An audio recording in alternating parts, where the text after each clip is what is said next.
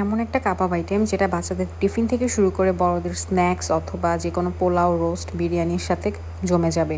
তো আসসালামু আলাইকুম, সবাইকে নতুন একটি ভিডিওতে ওয়েলকাম করছি। আজকে একটা চিকেন কাবাব বানাবো, সেটার জন্য আমি এখানে মসুর ডাল নিছি, বুকের মাংস নিছি চিকেনের সাথে। এই যে পেঁয়াজ কুচি দিয়ে দিলাম, তারপর দিয়ে দিলাম ধনে গুঁড়া, জিরা গুঁড়া, লাল মরিচের গুঁড়া, তারপর আমি এখানে একটু কাবাব মশলা দিয়ে দিছি। এরপর বেশি করে গোলমরিচ দিয়ে দিচ্ছি। আপনাদের কাছে গোলমরিচের গুঁড়াটা থাকলে গুঁড়াটা দেবেন, আমার করতে ইচ্ছা করতেছিল না, যার কারণে আস্ত গোলমরিচ দিয়ে দিছি।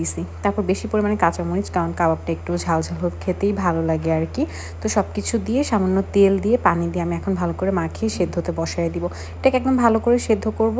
সাথে আমি একবারে আদা বাটা, রসুন বাটা দিয়ে দিলাম, তাহলে মাখানোর সময় এক্সট্রা করে কিছুই দেওয়া লাগবে না। তো আদা বাটা, রসুন বাটা সব কিছু দিয়ে সুন্দর করে এই যে নেড়ে চেড়ে আমি এখন সেদ্ধ করব। সেদ্ধের সময় পানি এমন পরিমাণে দিবেন যাতে পানিটা শুকায়া যায় আর সেদ্ধটাও হয়ে যায়, মানে পানিটা যাতে ফেলে দিতে না হয়, কারণ সব মশলা কিন্তু এই পানির মধ্যে দেওয়া হয়েছে। তো এই পানিটা চলে গেলে মশলার ফ্লেভারগুলো চলে যাবে। তো এই যেরকম মাখা মাখা করে নামায় নিব। এরপর ঠান্ডা করে আমি ব্লেন্ড করে নিছি। তারপর এর মধ্যে আমি পেঁয়াজ বেরেস্তা দিব। পেঁয়াজ বেরেস্তা দিলে কাবাবের টেস্টেই পুরো চেঞ্জ হয়ে যায়, ফ্লেভার বলেন সব কিছুই চেঞ্জ হয়ে যায়। এই জন্য চেষ্টা করবেন পেঁয়াজ বেরেস্তাটা দিতে। তারপর সাথে আমি একটু কাঁচা পেঁয়াজও দিলাম, তাহলে ভালো লাগে খেতে। এখানে আমি কাঁচা মরিচ বাটা দিছি, সাথে কাবাব মশলা, এটা বাসায় বানানো একটা কাবাব মশলা, সেটা অ্যাড করে দিছি।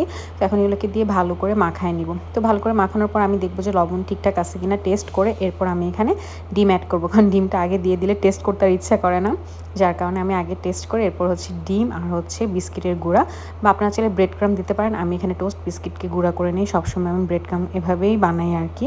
তো এই যে এটা দিয়ে এখন ভালো করে হাত দিয়ে মেখে নিব। লাস্টে আমি সামান্য একটু ঘি দিব, যাতে মানে মাখানোতে ইজি হয়, প্লাস শেপটা দেওয়া ইজি হয় আর কি। তো এই জন্য ভালো করে মাখিয়ে নিয়ে এরপর আমি গোল গোল শেপ করে দিব।